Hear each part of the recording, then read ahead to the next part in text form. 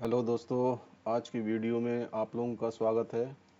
इसके पहले मैंने वीडियो बनाई थी फ्यूना की रिट्रेसमेंट के यूज़ के लिए।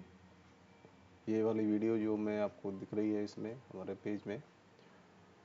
आज हम बात करते हैं फ्यूना की रिट्रेसमेंट जो यूज़ करना है ट्रेड में, उसको ज़्यादातर हम रेजिस्टेंस और सपोर्ट के बीच में यूज़ करते हैं। जो कि कल बताया था कि जो स्विंग हाई या स्विंग लो जहाँ से स्टार्ट होता है उसके बीच में लगा के, और हम उसको 3 लेवल पे 38%, 38.2% पे, 50% पे और 61.8% पर देखते हैं कि वहाँ से उसको रिजेक्शन मिल रही है और वहाँ से हम ट्रेड कर सकते हैं। तो चलिए स्टार्ट करते हैं वीडियो स्टार्ट करने से पहले मुझे लग रहा है कि कुछ ऐसे लोग होंगे जो बिल्कुल नए होंगे अभी, क्योंकि उन्होंने अभी अभी काम शुरू किया है। तो कैंडल स्टिक जो बनती है ग्राफ में, हमें जो एक डिफ़ॉल्ट सेटिंग में मिलती है, वो ग्रीन कैंडल जो दिखती है वो प्राइस अप जाता है तो दिखती है, और जब प्राइस डाउन जाता है तो हमें रेड दिखती है। तो हम कुछ इस बारे में थोड़ा बात कर लेते हैं। जैसा कि ये पहले से मैंने बना के रखा हुआ है ये आपके लिए, सपोर्ट एंड रेजिस्टेंस, इसके बारे में बात करेंगे आज। और ग्रीन कैंडल जो होती है उसमें जो ओपनिंग होती है वो नीचे से स्टार्ट होती है। कैंडल इस तरह यहाँ से स्टार्ट होती है और यहाँ जाकर ऊपर जाके क्लोज हो जाती है। और ज़्यादातर कैंडल में हमें जो क्लोजिंग सॉलिड जो कैंडल होती है उसके अलावा विक नज़र आती है। तो हम जहाँ तक विक जाती है उसको हम हाई बोलते हैं, और यहाँ से स्टार्ट होती है उसको हम लो बोलते हैं। तो इस पर्टिकुलर कैंडल का, एक कैंडल की अगर हम जिसी बात करें तो यहाँ पर इसका लो प्राइस होता है, यहाँ पे हाई प्राइस होता है, यहाँ से ओपन होती है, यहाँ से क्लोज होती है। ये उस केस में है जब प्राइस ऊपर जा रहा है। जब प्राइस नीचे जा रहा होता है तो हमें रेड कैंडल मिलती है हमेशा। अब रेड कैंडल को कैसे पढ़ते हैं? रेड कैंडल में प्राइस ओपन होती है ऊपर से और क्लोज होती है नीचे, क्योंकि प्राइस नीचे जा रहा होता है। ऑब्वियसली प्राइस ओपन होगी ऊपर ही और क्लोज होगी नीचे। और जो सॉलिड कैंडल है उसके अलावा अगर विक मिल रही है तो वो हाई और लो सेम ही रहता है, क्योंकि प्राइस हमेशा ऊपर हाई ही रहती है और नीचे लो ही रहती है। तो इस तरह से हम कैंडल को देखते हैं, क्योंकि हमें चार्ट पैटर्न समझना होता है वो कैंडल क्लोजिंग पर ही समझना होता है। इसलिए हमको ये जानना बहुत ज़रूरी था कि कैंडल को हम कैसे देखते हैं। अब चलिए हम बात करते हैं सपोर्ट और रेजिस्टेंस के बारे में। तो ये पहले से एक मैंने ग्राफ बना के रखा हुआ है कि इस ग्राफ इस तरह मूव हो रहा है, प्राइस मार्केट इस तरह अपसाइड जा रहा है, और फिर यहाँ पर जाकर थोड़ा कंसोलिडेट हो रहा है, प्राइस जो रुका हुआ है फिर ऊपर गया है, उसके बाद वापस कंसोलिडेटेड हो रहा है और प्राइस नीचे आता है, फिर कंसोलिडेट होता है और फिर और नीचे आता है। इस केस में हम रेजिस्टेंस और सपोर्ट कहाँ बनाते हैं उसको एक्सप्लेन कर देते हैं। नॉर्मली जो सब लोग बताते हैं, आप किसी को भी पूछेंगे, कोई भी ट्रेडर है वो यही बताएगा कि जहाँ पर प्राइस ऊपर और नीचे हो रहा है, जहाँ पे स्विंग हो रहा है या जहाँ पे रिजेक्शन हो रहा है, वहाँ पे अगर 2 पॉइंट मिलते हैं तो उसको हम मिला देते हैं और उससे वहाँ पे एक लेवल बन जाता है। अगर वो ऊपर बना हुआ है तो उसको हम सपोर्ट रेजिस्टेंस बोलते हैं। इसको उल्टा लिख दिया गया है, एक मिनट, इसको हम ऊपर कर देते हैं। ये सपोर्ट है और ये रेजिस्टेंस है, ठीक है। रेजिस्टेंस मतलब जहाँ से प्राइस ऊपर ना जाए वहाँ कुछ रेजिस्टेंस फेस हो, और वहाँ से जो बायर जो है हट जाते हैं तो वो रेजिस्टेंस बन जाता है। और सपोर्ट हम उसको बोलते हैं जहाँ पे बायर आ जाते हैं, सेलर हट जाते हैं, तो वो हम सपोर्ट उसको कहते हैं। तो इसी तरह से अगर नॉर्मल जो स्टाइल है जो सपोर्ट और रेजिस्टेंस बनाने का, उसमें इस तरह से मिडिल में भी हमें ये लाइन मिल रही है, इसको भी हम एक तरह का सपोर्ट बोलेंगे। जब प्राइस ऊपर आ रही है और ये यहाँ से नीचे आ रही है तो यही सपोर्ट जो है, रेजिस्टेंस जो है सपोर्ट काम करेगी। जब ऊपर जा रही तो सपोर्ट काम करेगी, और जब नीचे आ रही तो रेजिस्टेंस का काम करेगी।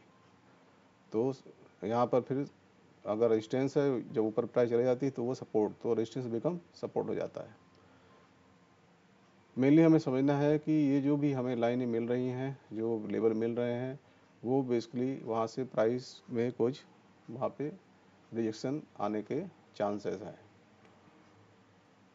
तो हम इसमें अब देखते हैं कि किस तरह से नए आसानी से हम जो है सपोर्ट और रेजिस्टेंस बना सकते हैं, वो हम अब चार्ट में जाकर देखेंगे।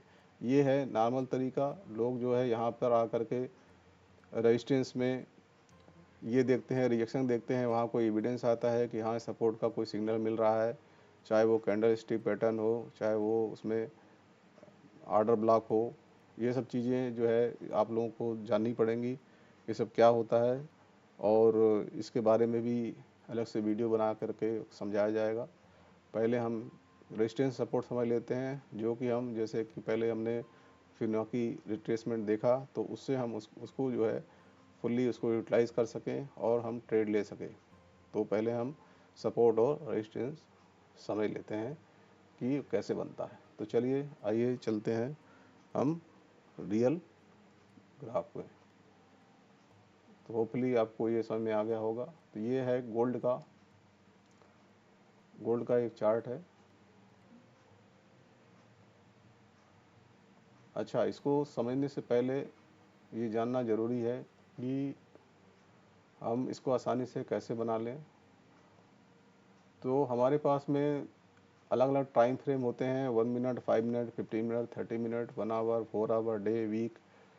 तो इसको समझना चाहिए कि जो हायर टाइम फ्रेम में का जो क्लोजिंग, अभी जो बात कर रहे थे हम क्लोजिंग और ओपनिंग का, इसीलिए बात कर रहे थे क्योंकि हमें हायर टाइम फ्रेम में जो क्लोजिंग और ओपनिंग है इस कैंडल की, जैसे कि यहाँ पर ये कैंडल है, ये तो लोअर टाइम फ्रेम का है। अगर हम हायर टाइम फ्रेम में जाएं, जैसे कि 4 आवर में जाते हैं, तो 4 आवर में अगर हम ओपनिंग और क्लोजिंग देखते हैं किसी भी कैंडल की, अब जैसे यहाँ पर लास्ट फ्राइडे ये नीचे आया है प्राइस, और उसके बाद में रिजेक्ट होकर यहाँ पे ऊपर आ गया है, थोड़ा इसने कवर किया है, प्राइस ऊपर आया है, रिबाउंड हुआ है। तो अगर हम उसको डे की कैंडल का ओपनिंग और क्लोजिंग मार्क कर लें, तो वही हमें इसका 4 आवर के लिए या 1 आवर के लिए रेजिस्टेंस और सपोर्ट का काम करता है। तो हम एक काम करते हैं, पहले हम वीक से देखते हैं लास्ट वीक क्या हुआ, और उसके बाद वो वीक में उसने उसको काम किया कि नहीं किया। हम ये वाली हटा देते हैं जो ड्राइंग है, ठीक है। ठीक है, तो ये है गोल्ड का चार्ट, और ये अभी फ़िलहाल वीक का ये टाइम फ्रेम है। तो अगर हम देखें तो ये लास्ट वीक में जो क्लोज हुआ है 5 डेज़ में, उसमें किस तरह से काम किया है, अगर उसको देखना है तो हम यहाँ पर एक वीक जो गई है उसमें हायर जो उसका पॉइंट है, यहाँ पे एक लगा देते हैं और इसको हम नोट कर लेते हैं हाई। दिस इज़ हाई, ठीक है ना, ये हाई है। इस तरह से दूसरा एक पॉइंट लगा देते हैं जहाँ पर ये प्राइस क्लोज हुई है, तो ये क्लोज हुआ यहाँ पे हम क्लोज कर देते हैं इसको, क्लोज। और इसके बाद तीसरा पॉइंट हमें मिल रहा है यहाँ पे, क्योंकि उसमें वीक नहीं है, नीचे हमें प्रीवियस वीक का सिर्फ इसमें यहाँ पर एक ओपनिंग प्राइस जो मिल रहा है, यहाँ से वीक लास्ट वीक जो है यहाँ पर ओपन हुआ था, ठीक है।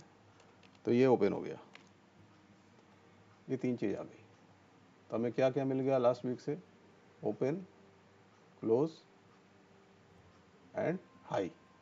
अब क्योंकि नीचे वीक नहीं है इसलिए हमें लो यहाँ पर नहीं मिल रहा है, लेकिन अगर लेना है तो उसको हम प्रीवियस वीक का लो यहाँ पर लिख सकते हैं। अगर एक लेवल बनाना ही है तो एक प्रीवियस वीक का हम लो यहाँ पर बना देते हैं, तो ये वहाँ पर 4 पॉइंट मिल जाते हैं। अब इसको हम देखते हैं एक वीक पीछे जा कर के, इस वीक को अगर हम कट कर दें,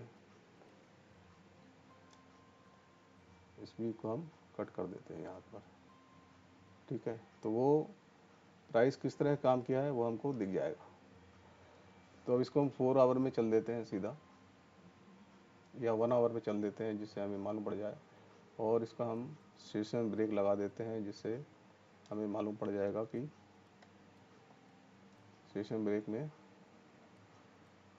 कहाँ से स्टार्ट हुआ है वीक। ठीक है, तो ये वीक जो है जब अगला ये सेशन ब्रेक आएगा वहाँ से स्टार्ट हुआ है, और हम इसको स्लोली इसको आगे बढ़ाते हैं। तो ये हमारा ओपन पॉइंट है यहाँ पर वीक का, ये है ना, ये ओपन है, ये लो है, ये उसके पिछले वीक का है, और वो क्लोज है।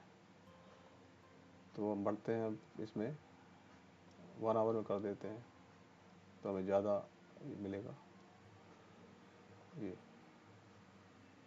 इस तरह से यहाँ से ओपन हुआ वीक,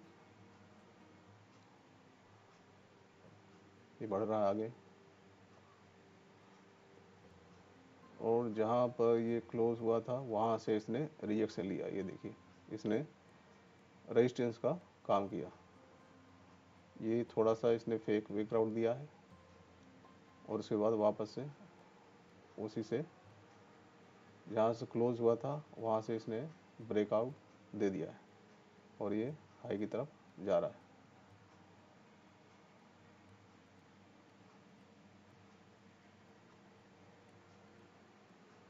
ये इस तरह से चला जा रहा है, ये इसका एक्शन है। अब ये हाई जहाँ पर था वहाँ से उसने रिजेक्शन दिया, और ये दूसरा वीक चालू हो गया। जहाँ पर हमें लगाया था वो वीक ख़त्म हो गया, अब वो नेक्स्ट वीक जा रहा है। तो नेक्स्ट वीक हो गया, जो लास्ट फ्राइडे वाला वीक आया था उसमें ये बढ़ता हुआ चला जा रहा है, और हाई से रिजेक्शन लेकर के वो प्रीवियस वीक क्लोज की तरफ आ रहा है।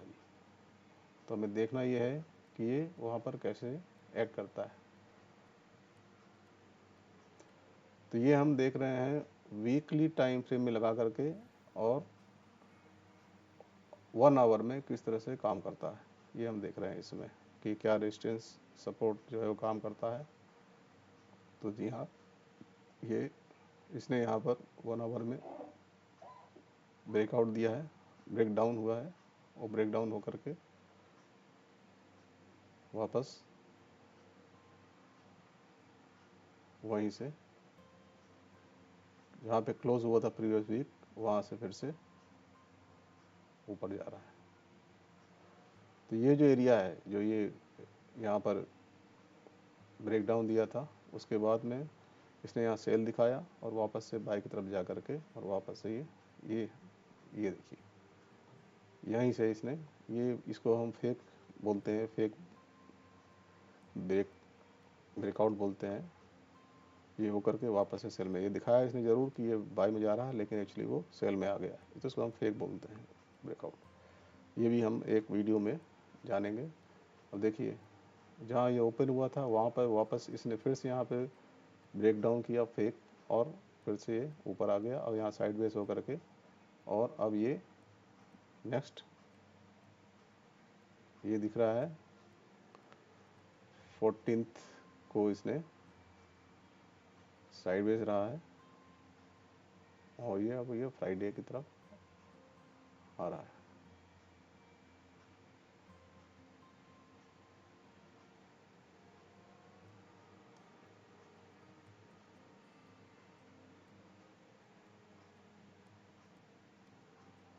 तो सपोर्ट रेजिस्टेंस किस तरह काम करता है, इस तरह हम देख सकते हैं।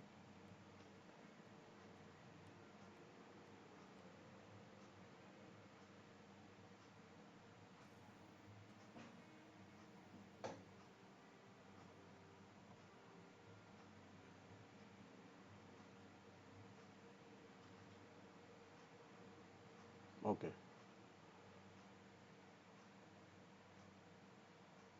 तो ये देखिए, ये विक का ये लगाया हुआ था, ये जो नीचे वाली लाइन है विक की है, और ये जो है क्लोजिंग की ये लाइन है ऊपर वाली। तो इसमें से इसने फिर से रिजेक्शन ले लिया, और ये वापस नीचे गया है प्राइस। तो यहाँ पर देखिए आगे प्राइस रुक गया। तो ये हमारी क्लोजिंग थी। तो इस तरह से हम सपोर्ट और रेजिस्टेंस जो लगाते हैं वो इस तरह से इसमें दिखता है। तो हर बड़े टाइम फ्रेम का क्लोजिंग और ओपनिंग लगा करके हम इस तरह से बना सकते हैं। तो आज की वीडियो में इतना ही। अब इसके बाद में हम ये फेक ब्रेकआउट और ब्रेकडाउन के बारे में बात करेंगे, प्लस हम कौन सा एविडेंस, किस एविडेंस को देख करके ट्रेडिंग ले सकते हैं, इस बारे में बात करेंगे। तो मिलते हैं नेक्स्ट वीडियो में। नमस्कार।